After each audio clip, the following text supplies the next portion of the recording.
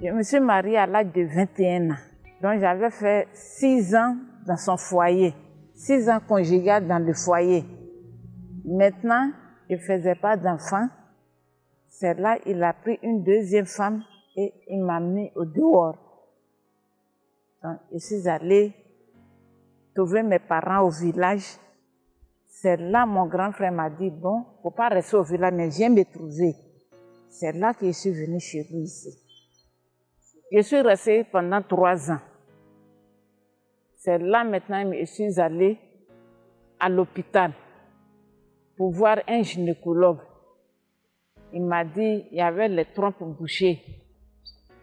Donc l'ordonnance qu'il m'avait fait, je n'avais pas d'argent pour pouvoir acheter ces médicaments. Et puis je suis restée. Après, je suis allée dans un autre hôpital, chez un autre gynécologue. C'était les mêmes choses, mais je n'avais pas les moyens. L'ordonnance était tellement chère, donc je n'ai pas les moyens. Je suis restée. Donc, je faisais chez les docteurs et les praticiens, je faisais ça. Ça n'a pas toujours marché. C'est ça, je suis restée comme ça. Mon mari, quant à lui, il ne me cherche pas. Parce qu'il a déjà une autre femme, donc il ne me cherche pas. Mon mari, quant à lui, il ne m'aidait pas à résoudre les problèmes. Donc c'est moi ce qui va. Comme j'avais besoin de faire enfant, c'est moi ce qui va. Il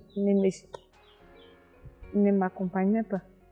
Au début, il m'avait pris, en tout cas, il m'aimait beaucoup même. Il me faisait tout. Mais arrivé un moment, quand il a vu, les années passaient, et je n'avais pas d'enfant, chaque fois il dit, mais toi je t'ai amené, c'est pour rester comme ça, c'est pour manger ma nourriture seulement. Jusqu'à pendant les 6 ans là, c'est ça, il allait prendre une femme. À l'âge de 18 ans, quand je faisais mes cours, c'est là que j'avais pris la grossesse, mais j'ai dit il faut que je travaille d'abord avant de faire un enfant. C'est là que j'ai pris les médicaments et puis ça passait. Maintenant, deuxième fois, c'est avec encore le même monsieur. C'était un capitaine des armées. Donc, c'est qu'après deuxième, j'ai pris là, je n'avais pas pris de médicaments et puis c'est passé. À l'âge de 18 ans, quand je partais, je suivais mes cours, c'est là que j'avais pris la grossesse. Mais j'ai préféré travailler d'abord avant de faire enfant. Donc c'est là que j'ai fait passer. Une fois, il arrive au camp, quand il me voit, il est énervé. Cette fois même, il me frappe, il jette mes affaires au dehors. Comme je ne sais pas où aller, je reste là en pleurant, jusqu'à après. Quand il s'en va au camp, je fais rentrer mes bagages. Chaque fois, ça se répétait, ça se répétait. Maintenant, c'est quand il a fait venir la femme qu'il a fait jeter mes bagages que je suis allée au village.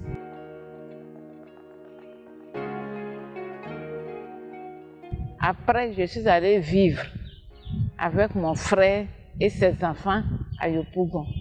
Avec ma belle-sœur, des fois, il n'y a pas d'entente. Des fois, elle prépare, elle ne me garde pas, ça ne me dit rien. Je vais acheter ma nourriture, je viens, je mange. Puis, on est là, des fois, nous deux, on ne se parle pas, ça fait 1 mois. Puis, un jour, elle m'appelle, puisque je n'ai pas un chez moi, si j'avais de l'argent pour prendre moi-même ma maison, je n'allais pas avoir tous ces problèmes. Donc, je suis restée là-bas comme ça. Ça ne me plaît pas, mais je ne sais pas comment faire. Je suis obligée de vivre avec eux. Pour cela, je suis restée. Quand j'étais gravement malade, ma belle-sœur ne s'occupait pas de moi. Donc, Il ne sait pas comment faire. J'attends mon neveu à son retour. Quand il sort au retour, c'est lui qui s'occupe de moi. Il me donne les médicaments. Il dit, ah, il est l'heure. Il me donne les médicaments. Je lui donne de l'argent. Va m'acheter ça, de la nourriture, je vais manger. Il fait ça pour moi. Des fois, je reste faim. Hier, toute la journée, je suis restée faim jusqu'à... C'est bac à 50 moi j'ai bu. Toute la journée, j'étais restée jusqu'à... C'est bac à 50 moi j'ai bu. C'est la nuit maintenant, elle me dit que oui, qu'elle m'a gardé à manger. Et puis, les gens sont venus. Elle est à sa maison et j'amène les gens sans même la prévenir. Puis, elle a commencé à bavarder, elle allait s'asseoir au salon là-bas. Puis, on est resté jusqu'à... Quand j'avais faim, je suis allée prendre les 50 francs qui restent. Moi-même, je me suis démerdée. Aller prendre bac à 50 francs, je suis venue boire. C'est jusqu'à 20h. Elle m'a dit oui, qu'elle m'a gardé à manger. Ah. Comme je ne peux rien faire, je suis malade, je suis obligée. Elle finit de me laver, je suis obligée d'aller prendre. Puis j'ai mangé. Elles-mêmes savent que je n'ai pas fait d'enfant. Je les respecte, elles me respectent aussi. Les maris même m'appellent petite soeur. Tout ça là. Elles disent à leurs enfants, hey, voici vos tantilles, hein. Respectez-la. Hein. Avec elles, on n'a pas de problème. Comme je n'aime pas faire par là, même si tu marches sur mon pied, j'enlève, je te dis pardon. Parce que je n'aime pas discuter. Je te dis pardon et puis tu t'en vas. Si c'est pour parler là même là. Mais personne n'a m'a offensé quelque chose. Je n'ai pas d'enfants. Les gens qui passent là, beaucoup qui passent là, mais ne savent pas que les enfants de mon frère avec qui on est là, ils ne pensent pas que c'est leur maman qui est là-bas. Ils pensent que c'est moi qui les ai mis au monde. De la manière je les prends là. Et puis elles tous, c'est moi, elles ressemblent. Donc beaucoup ne savent pas. Si on ne leur dit pas qu'elle n'a pas d'enfant, personne ne sait que je n'ai pas d'enfant. C'est mes voisins seulement qui savent que je n'ai pas d'enfant. Même au marché là-bas même. Au marché, ce sont mes camarades à Djoukou là, ce sont celles qui connaissent, mais les femmes étrangères là, beaucoup ne savent pas que je n'ai pas d'enfant. À l'intérieur de moi là, ça me fait mal. Et puis, des fois, je pense, je dis, il ne faut pas, quelqu'un va prononcer pour qu'on prend pour m'insulter. Donc, je n'ai même pas fait parler avec quelqu'un pour qu'on m'insulte pour ça. On discutait et puis elle m'a parlé de ça. Elle dit, au lieu de chercher médicaments à faire enfant, c'est en fait à faire des pains qui t'intéressent. Parce que quand elle me voit porter les bons pains là, ça la fait mal. Ça dit, mais enfant là, c'est Dieu qui donne. Donc si j'ai l'argent là, je ne peux pas acheter mon pain pour porter.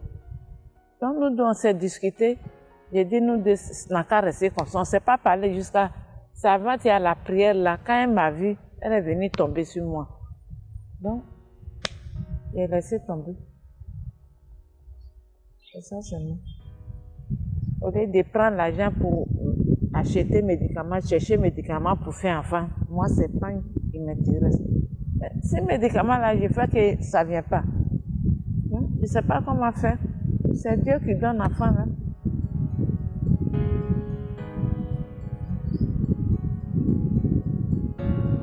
Je leur dis de ne pas les insulter, que l'enfant, c'est Dieu qui donne l'enfant. Si tu as une sœur ou bien une camarade qui n'a pas d'enfant, il faut l'encourager. L'aimer, lui donner des conseils. Mais l'insulter là, ça fait beaucoup mal. Regarde le cas de ma camarade, nous deux, c'est comme ça, mais ce qu'elle m'a parlé là, vraiment, ça m'a beaucoup touchée. Je demande pardon à mec de m'aider à me soigner pour que je marche bien comme mes camarades.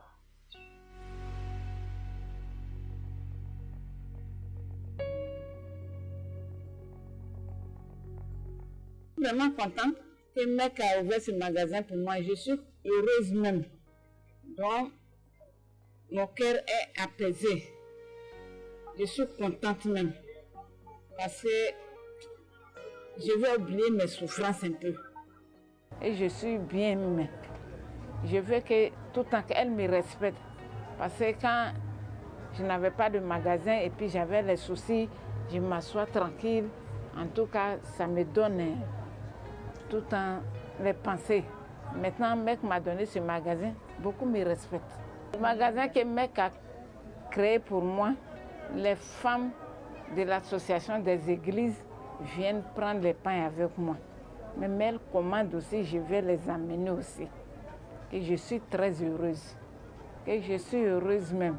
Je veux que ça finisse, que j'amène encore d'autres pains pour que je sois bien posée même. Et j'arrive à payer pour tout ce que je veux et je vais encore faire plus que ça. Je vais acheter encore beaucoup de pains pour compléter pour que le magasin devienne grand. Je ne peux pas m'arrêter là. Et je ne pense plus comme avant. Je suis heureuse même. Le mal va finir. Parce que c'est quand je pense trop que la tension me monte. Maintenant, mec a ouvert ce magasin. Je sais que matin, je me réveille, je suis dans mon magasin, je trouve un peu à manger. Donc, je suis très contente. Avant, je faisais une petite activité. Ça ne va pas mieux. J'ai pris tout mon argent pour me soigner.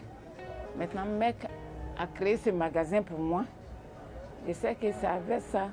Si j'ai mal à la tête, je prends cet argent, j'achète mes médicaments. Parce que tout mon argent est fini. Mais j'ai dit à bon Dieu de ne plus me donner la maladie.